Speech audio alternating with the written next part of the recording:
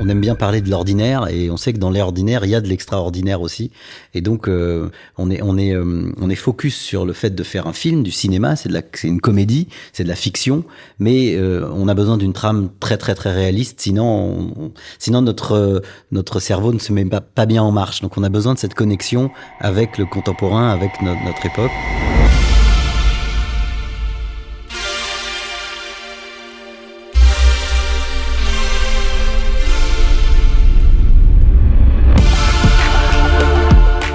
Des anti-héros surendettés qui ne savent pas de quoi sera fait leur lendemain. Des activistes écologistes qui, eux, luttent pour offrir un avenir à tout un chacun. Comment concilier ces deux combats du quotidien ? Et surtout, comment faire rire en parlant ? C'est tout l'enjeu du film Une année difficile, la nouvelle comédie d'Olivier Nakache et Éric Toledano. Le pitch ? Albert et Bruno, interprétés par Pio Marmaille et Jonathan Cohen, sont surendettés. Et c'est dans le chemin associatif qu'ils empruntent ensemble qu'ils croisent des jeunes militants écolos. Plus attirés par la bière et les chips gratuites que par leurs arguments, ils vont pourtant peu à peu intégrer le mouvement et tomber sous le charme de ses membres. Pour parler du film et des sujets de société qu'il traite, Stéphanie Chermont est allée rencontrer le duo de réalisateurs, accompagnée d'une véritable militante écologiste, Pauline Boyer. Bonjour Éric Toledano et Olivier Nakache. Bonjour. Bonjour Pauline Boyer. Bonjour. Merci d'être là pour parler du film Une année difficile, réalisé par vous deux, Éric et Olivier. Vous me permettez de vous appeler par vos prénoms ? Évidemment. Évidemment, pas de problème. Et oui, pour cet épisode, on sort un peu de la rencontre entre un acteur et son double dans la vie. Pour vous tendre le micro, vous réalisateurs. Éric et Olivier, on vous connaît pour vos films à succès, Intouchables, Le sens de la fête, Hors normes. Pourquoi cette fois-ci vous attaquez-vous à deux grands thèmes dans cette comédie, le surendettement et l'activisme écologique ? Peut-être parce que pendant le Covid, il y a eu pour nous une forme d'introspection générale qui nous a été donnée. Nous, on l'a vécu comme un moment de remise en question générale. Et au moment de cette remise en question, tous les discours ont émergé. Le discours le plus large qui a émergé, qui a été d'ailleurs le moins suivi, c'est le monde d'après. C'est-à-dire qu'on a construit une idée qu'on allait vivre différemment parce qu'on avait peut-être justement, à un moment ou à un autre, pas vraiment observé la façon dont on se comportait. Et évidemment est venue l'idée de la consommation, de la surconsommation. Aussi, on était forcé d'être beaucoup à la maison. Je pense qu'il y a eu un dialogue avec les enfants qui a été nouveau et on a entendu leur discours aussi sur leur peur, leur éco-anxiété, leur peur de l'avenir. Et donc tout ça nous a questionné, nous a invité à réfléchir et est sortie cette idée de parler de ce moment de transition, cette photographie de l'époque entre, comme à l'image dans le film, un moment d'un blocage entre des militants qui empêchent des gens de rentrer à un Black Friday et des gens qui veulent absolument rentrer. On s'est dit, mais qu'est-ce que ça nous raconte de façon photographique ? On s'est dit, de façon objective, prenons cette photo et essayons de l'analyser. Pauline, vous êtes activiste pour le climat, écoféministe, chargée de campagne pour Greenpeace à propos de la transition énergétique et directrice de publication de la revue Alternative non violente. C'est pas mal, hein ? Et si vous êtes avec nous, c'est parce que le film vous a beaucoup touché. En off, vous nous avez même dit que vous êtes reconnue dans un personnage, même très fortement, de Noémie Merlan, ce personnage qui est un peu central dans le film. Pour ceux qui n'ont pas vu justement Une année difficile, Noémie, elle joue une activiste écologiste, rigoureuse, intense. Et en quoi vous êtes reconnue dans ce personnage ?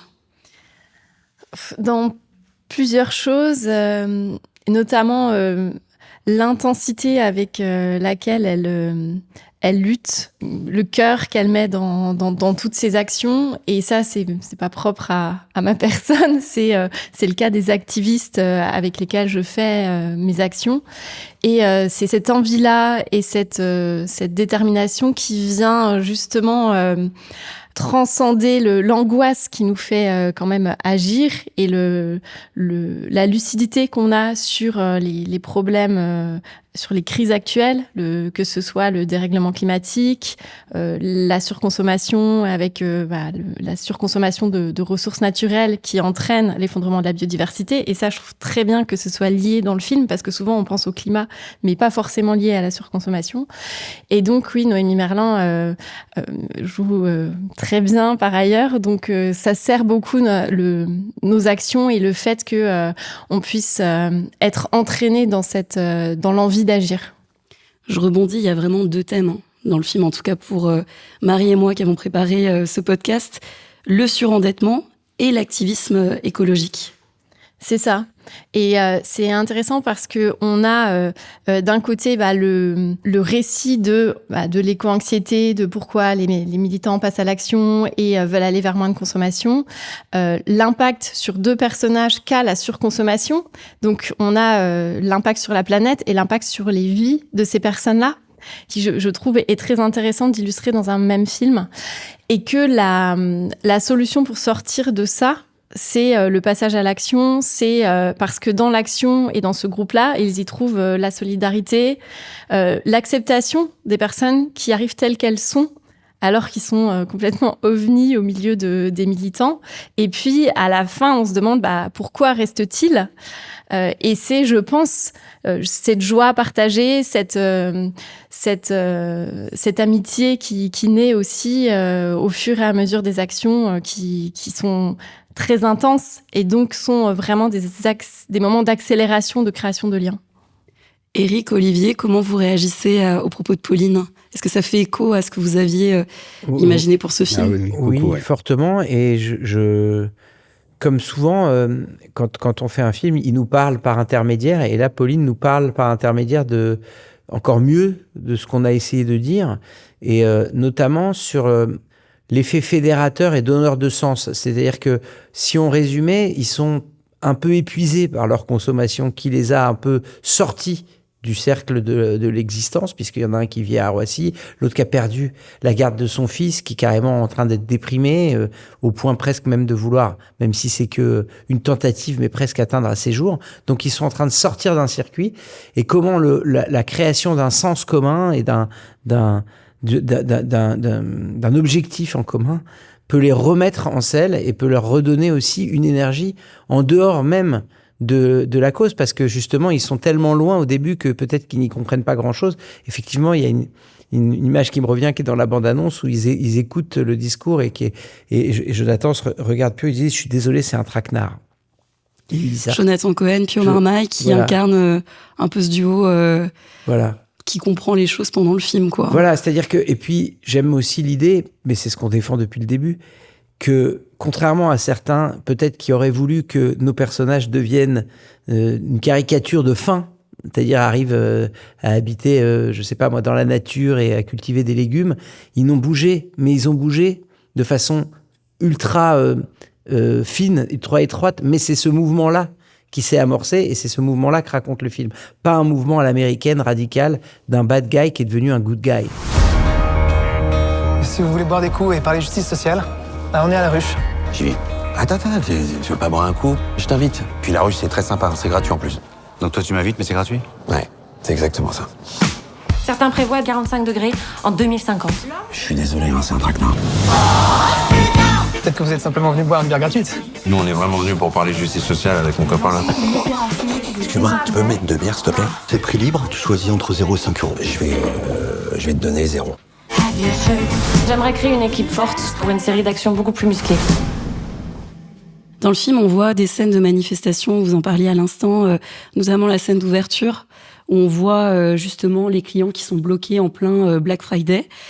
Est-ce que ça se passe comme ça en vrai, Pauline ? Est-ce qu'il y a des scènes comme ça dans la vraie vie d'activistes, de personnes engagées qui bloquent les citoyens qui aussi ont un intérêt économique à aller pendant le Black Friday faire leurs achats ? Alors, on fait des actions contre le Black Friday régulièrement, mais elles sont pas dirigées contre les citoyens. On cible vraiment les multinationales, le gouvernement pour faire changer les règles. Et donc, cette scène, elle est intéressante parce que elle introduit le film, les personnages. Je pense que c'est quand même dangereux de s'opposer à cette foule-là dans la réalité, mais je pense qu'elle sert bien le film, en tout cas comme porte d'entrée. Comme point de départ, ouais.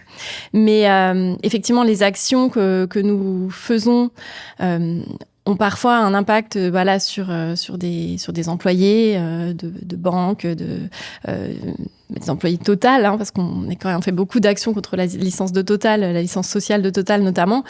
Mais l'objectif, c'est de dénoncer les responsables qui ont le pouvoir de faire changer les règles, de se comporter différemment, de changer leurs objectifs de politique entrepreneuriale et les décideurs et décideuses politiques. Et c'est ce qui est illustré dans beaucoup d'autres actions du film d'ailleurs. On peut en parler un petit peu, oui, les actions du film. Vous avez fait comment là pour les mettre en scène ? Parce que est-ce que nos deux réalisateurs sont allés sur place ? Comment vous avez fait ? Ben oui, en fait, il y a des envies de parler de sujets sociétaux et il y a des envies de cinéastes aussi. Et c'est vrai, quand on a commencé l'écriture du projet, on se documente beaucoup. Et il nous faut vraiment, on travaille avec une documentaliste. Et dans un des documentaires, d'ailleurs, on a découvert Pauline. Ah, c'est drôle ça. Lequel, du coup ? Bien sûr. C'était Génération... c'est Désobéissante de Adèle Flo et Alizé Chapini. Désobéissance, voilà. Et tu on peux a vu dire aussi où son c'est parcours. Passé, etc. C'est un film qui a été en ligne sur Arte pendant assez longtemps et qui est encore disponible. Et donc c'est très touchant parce qu'il y a évidemment ce qu'elle fait, ses actions, puis sa vie aussi privée. Donc on a amassé comme ça tout un tas de documentation et à un moment donné, il faut aller sur le terrain.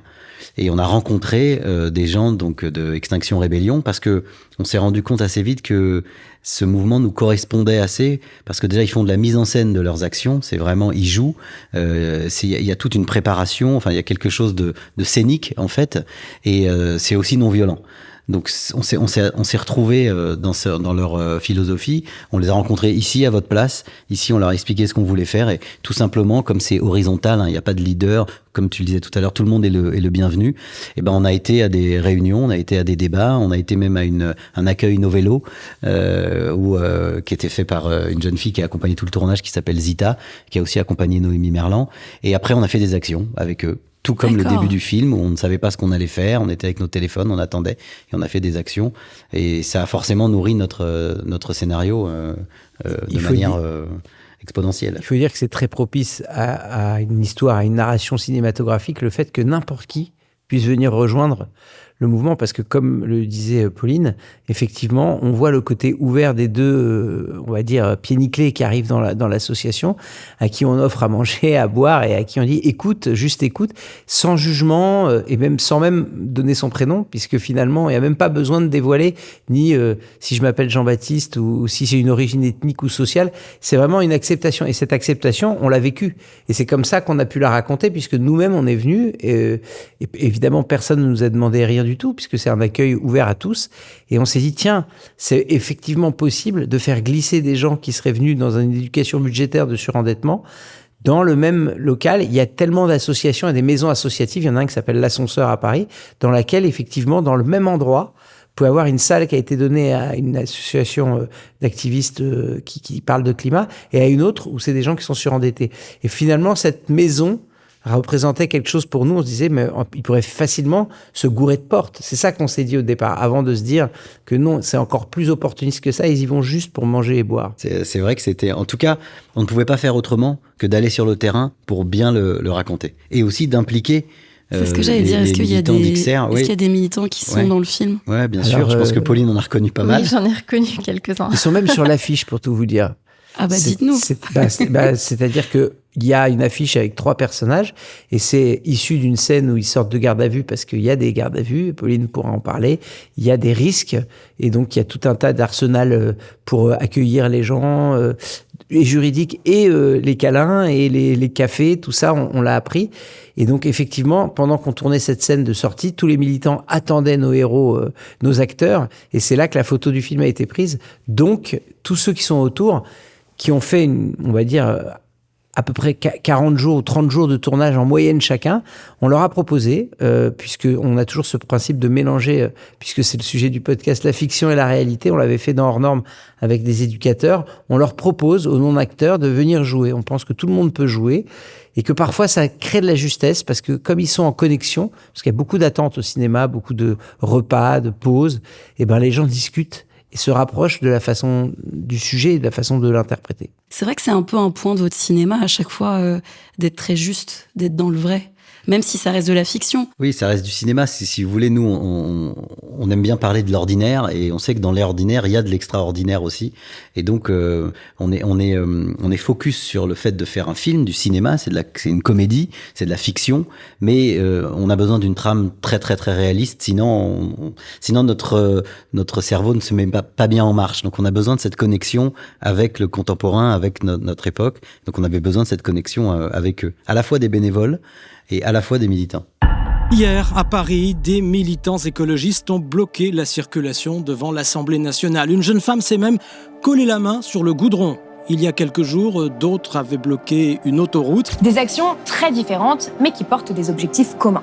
Alerter l'opinion publique et demander une action politique à la hauteur de l'urgence écologique. Nous représentons la dernière génération avant le point de basculement climatique. C'est-à-dire que collectivement, nous avons encore une chance d'échapper à la destruction. C'est pour ça que je suis dans la résistance et que j'y consacre ma vie. Pauline, quand tu as regardé le film, qu'est-ce que tu en as pensé ? Est-ce que tu as retrouvé des scènes ? Est-ce que tu as trouvé que c'était juste dans le vrai, dans cette connexion ? Déjà, les premières secondes, j'étais là, ils sont en action. Et ils sont juste dans le métro en train d'attendre. Mais déjà, dès les premières secondes, j'ai senti une petite émotion de reconnaissance de ce que ça fait d'être dans cette situation-là. Et il y a beaucoup de moments dans le film qui sont frappants. Les quiproquos, parce que au début, ils ne se comprennent pas entre Jonathan Cohen, Pio Marmaille et puis Noémie Merlan, donc dans les personnages qu'ils incarnent, ils se répondent à côté parce que Noémie Merlan, donc Cactus, est complètement dans déjà une conscientisation des problèmes qui est très abouti, et eux ne comprennent pas encore. Donc ils sont, eux, focalisés sur leurs problèmes personnels dont ils n'arrivent pas à se sortir. Et elle est déjà dans dans un autre espace. Et donc ces moments-là, mais nous, on les vit en tant que militants, militantes, au quotidien, sur des choses où, en fait, on jauge très vite où en est la personne à qui on parle. Et en fonction de ça, on peut pas tout dire, parce qu'on ne se comprendrait pas. Et donc, c'est pour ça que c'est l'intérêt aussi de ce film, de montrer aussi ce décalage d'une manière assez drôle, mais qui illustre bien la réalité. Et donc, je pense que il y a beaucoup de moments comme ça, très réalistes. Une des scènes d'action, je sais pas si dans quelle mesure on peut raconter, mais vas-y. La scène de blocage de l'avion, mais c'est ça, quoi. Enfin, on aurait pu le faire comme ça. Donc, on l'a fait de manière différente dans notre réalité, mais c'est quasiment tout pourrait se passer comme ce qui est raconté dans le film. Et c'est ça qui est passionnant. Nous, c'est en fait ce que dit, à chaque film qu'on fait, c'est pour ça qu'on fait des enquêtes, c'est pour entendre les gens qui sont sur le terrain, pour ne pas les trahir, et d'être, même si c'est un film de cinéma, mais d'être quand même attaché à une réalité, pour ne pas que quelqu'un comme Pauline nous dise « Non mais les gars, vous rêvez, on n'a jamais fait cette action, on fera jamais comme ça ». Alors oui, on scénarise, oui, ça passe après à la moulinette d'un scénario, mais on tient vraiment à ce que ce soit le plus proche de la réalité, comme on l'a fait dans Hors Normes ou comme on l'a fait dans d'autres films. Et puis au cinéma, ce qui est intéressant, c'est qu'on rentre dans la tête de tous les personnages. Et donc, peut-être que il peut y avoir des critiques non, mais là, c'est totalement irréaliste. Mais en fait, non. Et c'est ça qui est intéressant, de pouvoir rentrer dans la tête de personnes dont on ne comprend pas forcément les actions. Et là, vous avez choisi d'illustrer le moment où il y a l'action, donc un peu spectaculaire, de désobéissance civile, etc. Et derrière, il y a énormément de travail qui est fait, qu'on voit un peu dans les réunions, etc., parce que c'est toujours des stratégies qu'on met en place, et avec beaucoup de plaidoyer, de montée en compétences, de personnes qui n'y connaissent rien sur un sujet, puis elles se passionnent, et donc elles deviennent expertes dans des sujets. Et après, ce moment un peu d'apothéose là qui est illustré dans le film, eh bien c'est là où il y a une tension assez forte, et que le film restitue bien, quoi. Un des sujets principaux de ce film, Une année difficile, c'est la fracture entre ceux qui sont dans le besoin et l'engagement écologique. Comment on peut concilier les deux ? Est-ce que, quand on est occupé à se nourrir, à trouver un toit, est-ce qu'on peut vraiment se soucier du climat ? En fait, il y a différents exemples à ça. Et le mouvement climat a eu toujours à cœur, justement, de lier fin du monde et fin du mois. Quand il y a eu le mouvement des Gilets jaunes, il y a eu un rapprochement entre plein de groupes des Gilets jaunes et du mouvement climat, alors qu'à la base, c'est un peu contre-intuitif puisque c'était contre la taxe carbone. Et donc, on se dit, la taxe carbone, c'est bien parce qu'il faut réduire nos émissions de carbone. Mais le gouvernement avait fait une taxe carbone qui était complètement injuste et les ménages les plus précaires allaient payer beaucoup plus cher la facture. Et donc, on se bat pour une transition juste. Et toutes les revendications qu'on porte et qu'on voudrait mettre en place dans la société aujourd'hui, même s'il n'y avait pas de dérèglement climatique, on aurait besoin de les mettre en place pour créer une société qui est beaucoup plus juste, où les richesses sont réparties, où on préserve les ressources naturelles, etc. Donc, on fait ce lien-là dans les alternatives même qu'on propose et dans la vision le fil qu'on tire sur la vision de la société qu'on veut créer et des ingrédients qu'il faut aujourd'hui choisir. Et puis, il y a une association, par exemple, que j'aimerais bien citer au Pays Basque qui s'appelle ALDA et qui a travaillé énormément sur le logement, sur l'accès au logement au Pays Basque pour enlever un peu l'emprise permise par Airbnb, en fait, le détournement d'utilisation d'Airbnb avec des gens qui achètent des logements juste pour les louer et donc qui enlèvent tous ces logements du parc locatif disponible pour les habitants. Ils ont réussi à faire voter des lois pour justement limiter l'accès au Airbnb et refaire venir dans le parc locatif ces logements qui ont été rénovés pour être loués. Et donc là, on reloge des familles qui seraient potentiellement dans des passoires énergétiques, dans des nouveaux logements. Donc, on construit pas de logements ailleurs parce qu'on en a assez. Donc, on évite des émissions de gaz à effet de serre. On sort des gens de la précarité énergétique. Et donc, en fait, on lie là complètement justice climatique et justice sociale. Éric, Olivier, je vous vois écouter Pauline et grands yeux. Religieusement. Je découvre 2 réalisateurs, enquêteurs très... Vous laissez une grande place à tous ces sujets de société aussi, à toutes ces personnalités engagées comme Pauline. Ce qui nous fascine, c'est les mouvements dans la société. Et voilà encore, si vous voulez, d'autres chapitres qui s'ouvrent parce qu'elle nous parle d'autres mouvements et des mouvements d'union entre justice sociale et justice climatique. C'est très intéressant parce qu'évidemment, en dehors du fait de préserver la planète, il y a aussi... De toute façon, et c'est ce que je disais tout à l'heure sur le Covid, il y avait une façon d'exister qui était à remettre en cause. Sur une espèce de vertige de l'illimité dans lequel on vit. C'est-à-dire que moi, je repense souvent à cette assiette que l'on remplit dans les buffets, dans les hôtels dans lesquels on ne va plus, évidemment, mais dans lesquels on a pu aller, où ils appellent ça les all include. Vous avez tout à volonté, vous savez que vous allez rien manger, mais vous avez envie de remplir l'assiette de façon démesurée. Vous voyez des gens passer avec beaucoup trop, qui vont laisser 80% de l'assiette de côté. Je trouve que c'est un peu le symbole de comment on vit jusqu'à aujourd'hui, et que indifféremment de ce qui se passe dans le climat, c'est pas une façon de vivre, de prendre 100% pour en jeter 80%. En tout cas, c'est pas comme ça que nos mamans nous ont élevés. Et même si vous êtes réalisateur d'une fiction, là, est-ce que le film, il a un impact aussi sur vous, en tant qu'homme ? Ah oui, parce que vous enquêtez, vous passez énormément de temps. On passe du temps. Vous écoutez beaucoup de gens, vous êtes dans le mouvement. On est de toute façon, on est pour eux et on est concerné, évidemment. Sinon, on parlerait pas de ces sujets et puis on parlerait d'autres choses. Mais en tout cas, oui, c'est vrai que on sort pas pareil quand on a passé 1 an, 2 ans à écrire ce scénario, à enquêter, à être sur le terrain. C'est sûr qu'on voit des choses, on entend ces choses, on entend des militants comme Pauline, mais ça va au-delà du militantisme parce que on se dit il faut chercher des solutions. Et il y a des solutions, il faut les écouter. Ce qu'elle raconte là sur cette association ALDA, c'est ultra intéressant. Donc ça, c'est vrai que on a beaucoup de questions. Nous, on se questionne beaucoup. On n'apporte pas de réponse. On n'est pas ni militant ni politique, mais de temps en temps, on cherche des solutions. Et voilà, il n'y a pas un chemin pour parler de l'économie. Il y a plus l'écologie, pardon, et de l'économie d'ailleurs aussi. Il y a plusieurs chemins. Nous, le nôtre, c'est le cinéma. Pauline, c'est l'engagement, et elle va trouver des solutions. Donc c'est vrai et elle fait partie de la société civile. C'est pas une politicienne. Donc c'est vrai que c'est très intéressant. Et nous, on a beaucoup de respect pour les gens qui s'engagent, comme les bénévoles, comme les gens qui vont un peu vers l'autre pour faire que ensemble on peut peut-être arriver à quelque chose de mieux.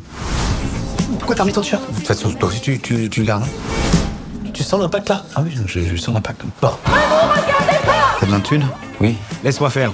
Allez, c'est bon, monsieur. Allez, on y va. Comment ça se fait que le monsieur est passé, là? On fait une sensibilisation sur la crise climatique. Est-ce que t'as 20 balles? Mais sérieux? Obéissance à la loi, dispersez-vous. On ne descendra pas. Venez nous chercher. Je vois bien qu'il y a un truc entre toi et moi. Mais il se passera rien entre nous. On ne descendra pas. Venez nous chercher. Si je suis pas pressé, je peux t'attendre. Je vais essayer de créer un peu un lien entre ce que vous avez dit, vous trois. Pauline, à un moment donné, tu as dit qu'on rentre un peu dans la tête de chaque personnage. Éric, Olivier, vous avez parlé de montrer aussi par le mouvement. J'aime bien cette idée-là, parce que Extinction Rebellion, si je me trompe pas, se définit comme un mouvement. Il y a un côté dans le cinéma d'avoir ces actions, ces mouvements qui font que, à la fois dans la tête des personnages, à la fois dans toutes ces scènes d'action, on touche un peu plus les gens. Est-ce que vous pensez qu'aussi une comédie, d'en rire un peu, de mettre en scène, ça peut aussi avoir un impact assez costaud sur la société et les gens? On ne sait pas qu'on le pense, c'est que c'est une conviction. C'est-à-dire qu'on est certain qu'avec l'humour, il y a quelque chose qui a atteint presque comme une petite explosion qui se passe en chacun d'entre nous, qui fait qu'on est touché et c'est physique. D'ailleurs, c'est pour ça qu'on aime ça, aller dans les salles et entendre le physique presque chimique du rire, et ça opère sur les personnes. Et donc cette fameuse identification, parce que quand on dit on est dans la tête des gens, ça veut dire qu'on s'identifie. C'est ce qui le différencie du documentaire, où il y a quelque chose de plus objectif, alors que la fiction, on est avec eux dans leur combat. Et donc forcément, grâce à l'humour, on apporte une certaine distance, on dédramatise un tout petit peu, on envoie des signaux de recul commun, comme tacite entre le spectateur et nous, mais en réalité, pour moi, ça s'appelle passer par une autre porte. Et c'est un autre canal qui fait que, évidemment, ça peut parfois être rebutant de culpabiliser les gens. On a déjà vécu ça, par exemple, sur le handicap. On a beaucoup travaillé sur ce sujet-là pour essayer de parler du handicap. Si vous en parlez de façon frontale, les gens, et ça s'est même retrouvé dans des questions marketing pour nous. Quand on fait Intouchable, il y a des gens qui nous disent, si vous mettez le fauteuil sur l'affiche, vous n'aurez personne dans la salle. Vraiment, donc, vous avez eu ces échos? Non, c'est des réalités. Je veux dire, les gens vont au cinéma, ils ont une vie compliquée, ils vont pas aller se détendre en voyant quelqu'un qui a une... Sauf que si vous en faites une comédie, il se passe ce qui se passe peut-être avec Intouchable. Alors, pas tout le temps, mais en tout cas, il se serait pas passé ça si on n'avait pas choisi le filtre de la comédie. Si Intouchable avait été traité d'une façon plus dramatique, il n'aurait jamais eu cette carrière. Mais il a beaucoup plus touché parce que les gens sont, entre guillemets, entretenus par quelque chose d'assez puissant qu'est le rire, et donc peut-être ouvrent encore plus leur façon de s'identifier derrière, parce qu'ils ont été séduits. Le rire, c'est séduisant. On le dit toujours, quelqu'un de drôle est plus séduisant. Au début, quand on est jeune, il n'y a que le physique, mais quand on avance un petit peu, heureusement pour d'autres, il y a aussi le fait que l'humour le charme puisse opérer. Et nous, on a de la chance parce qu'on a les deux. Voilà, c'est ça. C'est notre chance. Et on est humble. La journaliste ne répond plus rien, là. Elle est médusée par cette côté et ce sens cet humour et ce charme. Voilà. Mais l'humour est également un registre qu'on utilise dans nos actions non violentes. En fait, on joue sur tous les registres. Quand on pense qu'il faut avoir un moment plus grave, on est plus... on a fait des actions pour dénoncer le traitement des personnes migrantes. Là, on était dans un registre grave. Il y a des fois, on fait des actions. Une fois, on allait 3 fois devant EDF... et en fait, le troisième jour, en fait, juste pour pas lâcher on leur demandait, le troisième jour, on arrive juste avec une banderole, coucou. et en fait, c'est un moyen de faire monter la pression, mais on est dans un registre assez drôle et c'est nécessaire pour toucher. C'est parfois nécessaire justement pour toucher les gens, pour aussi ne pas trop se prendre au sérieux, parce que on agit dans un registre dans un domaine qui justement génère de l'éco-anxiété ou de différentes peurs. Et c'est aussi comment on arrive à apaiser ces peurs et à en faire un moteur et à ouvrir, parce que nous aussi en fait notre objectif c'est de toucher les gens, et les actions de désobéissance civile elles sont faites pour ça, parce qu'il y a un côté un peu scandaleux, on enfreint une loi pour dénoncer son injustice, pour dénoncer quelque chose qui nous paraît complètement inacceptable et faire évoluer les lois. Et ça, pour toucher les mentalités, toucher les consciences, on réfléchit à quel va être le registre de notre action et quel va être le meilleur moyen de faire passer nos messages. Mais alors, Pauline, est-ce qu'on rigole de surnoms qui sont donnés dans le film ? Quinoa, cactus, poussin ? J'en oublie sans doute. On peut rigoler de ça, mais c'est une réalité dans le mouvement d'extinction rébellion. C'est ça, alors, c'est vrai qu'au début, quinoa, ça peut paraître un peu cliché, mais on aime mieux en partir du cliché que d'y arriver. Donc c'est vrai que...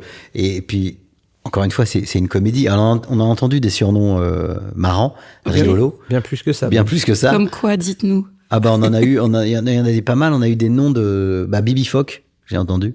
Ok. Bibi Phoque. J'ai entendu Bibi Phoque. Non, il y en a d'autres, il y en a des marrants. C'est sûr qu'il y en a des rigolos. Et ça, on l'a pas inventé, quoi. C'est quand on est arrivé. C'est sûr que ça nous nourrit, ça nous inspire. Mais ça nous a même détendu, parce que je trouve que il y avait un petit côté comme ça, on se maquille un peu devant les autres, mais on se maquille intelligemment, parce chacun avait un symbole derrière. On a demandé aux gens pourquoi tel surnom, etc. Mais pour terminer sur le rire, on s'est beaucoup basé, on l'a souvent dit ailleurs, mais il faut aussi le dire ici, sur la comédie italienne. Et la comédie italienne, elle avait pour vocation, dans les années 60-70, de déminer une société pendant les années de plomb qui était en crise totale et d'aborder des sujets ultra complexes avec légèreté en mettant de l'absurde. Et en cela, ils étaient héritiers de la Commedia dell'arte et en cela, ils étaient héritiers de Molière qui ridiculisait les radins, les misanthropes et dans toutes ces... Il y a toujours un miroir tendu pour rire non pas des autres mais rire de soi. Et ce rire de soi, il est nécessaire. À partir du moment où on ne rit pas de soi, je pense que c'est le rire qu'on préfère. C'est le rire qui a le plus de recul. On est en train de fabriquer des générations de surconsommateurs compulsifs. J'aimerais pousser un cri d'alarme. Tu sais ce que je leur ai offert à mes neveux au Noël dernier ? Je leur ai dit, mes chéris, cette année, je vous offre toute mon estime et tous mes encouragements. C'est fort. Hein. Ça va être tellement génial de passer un Noël avec toi. Et c'est pas cher. Et c'est pas cher. Je vais terminer cet épisode avec quelque chose d'assez qui, moi, m'a marqué pendant la vision du film. C'est vraiment le tout début. Votre film, il commence avec une sélection d'archives de différents présidents de la République française, décrivant les uns après les autres une année achevée comme une année difficile. C'est d'ailleurs le titre du film. Il vient spontanément, ce titre, c'est-à-dire ces archives. Est-ce que on peut faire un lien avec l'actualité ? Est-ce que c'est encore une année difficile ? Qu'est-ce que vous en pensez ? Ce qu'on pense, c'est que ce que ça raconte, c'est une forme d'insatisfaction chronique qui est liée sûrement à la consommation. Puisque si, pendant les 30 Glorieuses, Pompidou et plus tard Giscard, qui est un moment aussi de plein emploi, et puis l'arrivée de la crise, si en fait le discours est toujours que l'année à venir ou l'année passée est difficile, c'est qu'on cultive une forme d'insatisfaction qui est sûrement liée à la consommation, puisque la consommation, c'est un moment, un des discours de Cactus dans le film qui dit « ça nous rend heureux 1 minute ou 2 et puis on passe à autre chose ». Finalement, si dans des pays aussi riches que la France, l'année est difficile, que dire des pays qui étaient, eux, vraiment dans des années beaucoup plus complexes ? Donc c'est peut-être que ce modèle de croissance qui nous a finalement habité depuis tant d'années est pas... Alors je suis pas en train de défendre un point de vue politique, mais en train d'être à l'écoute de tout ce qui se raconte. Moi, je sais qu'on a beaucoup lu Hartmut Rosa sur la préparation de ce film, sur la théorie de l'accélération, qui, je sais, sert de base à ceux qui défendent la décroissance, mais en tout cas, ce principe de toujours être en augmentation pour être en équilibre à quelque chose de complexe, et puis alors, au regard de la crise climatique, à quelque chose de plus que complexe, de dramatique. Pauline, je te voyais acquiescer les propos de Cactus, les mots de Cactus dans le film. Ah oui, complètement. Déjà, je suis totalement d'accord avec ce qu'Éric vient de dire. Et en fait, on sait que là, les scientifiques nous dessinent un avenir qui est assez sombre, duquel on est encore un peu protégé par rapport aux personnes là qui aujourd'hui expérimentent déjà de manière tragique les impacts du dérèglement climatique. Et le film ouvre aussi cet angle de vue de quel moment présent on construit dans la lutte, en luttant contre ce système, parce qu'on est encore minoritaire à lutter contre un système capitaliste qui est basé sur une croissance infinie, qui est complètement insoutenable sur une planète finie. Et donc c'est aussi, et je trouve qu'on le sent dans le film, cette nécessité de trouver une manière de vivre dans le moment présent, en ne participant pas à ce système et en essayant de tirer la corde de l'autre côté. Et en tout cas, depuis que moi je me suis vraiment engagée en tant que militante, je pense que je vis beaucoup plus ce moment présent et ça rend l'absurdité du monde beaucoup plus soutenable parce qu'on se dit, voilà, à mon échelle, je fais ce que je peux et en tout cas, j'essaye de ne pas aggraver la situation. Et c'est vraiment en lien, je pense, avec la quête de sens de pourquoi on est là, qu'est-ce qu'on fait et qu'est-ce qu'on peut faire pour laisser aux générations futures une planète habitable et un monde beaucoup plus soutenable. On va peut-être conclure là-dessus, c'est que est-ce que en tant que réalisateur, est-ce qu'un film aussi peut arriver à cette satisfaction du moment présent et de laisser quelque chose pour... Oui, parce que ce que j'entends, c'est que ça peut paraître dérisoire, et c'est toujours l'argument qu'on peut dire, mais qu'est-ce que ça va changer ? Et en même temps, c'est peut-être absurde de penser que c'est dérisoire et qu'il faut justement, parfois, dans l'absurdité du monde, penser à ce moment présent, ce fameux moment présent, qui est un cadeau, le présent. En français, d'ailleurs, on le dit pareil, présent, c'est un cadeau. Et donc, de le célébrer et de le comprendre un peu mieux, et d'être déjà en cohérence avec certaines valeurs et certains choix philosophiques de vie, c'est déjà pas si mal au regard effectivement de l'année difficile qu'on traverse à tous les points de vue. Je vous remercie tous les trois. Merci à toi. Merci à vous.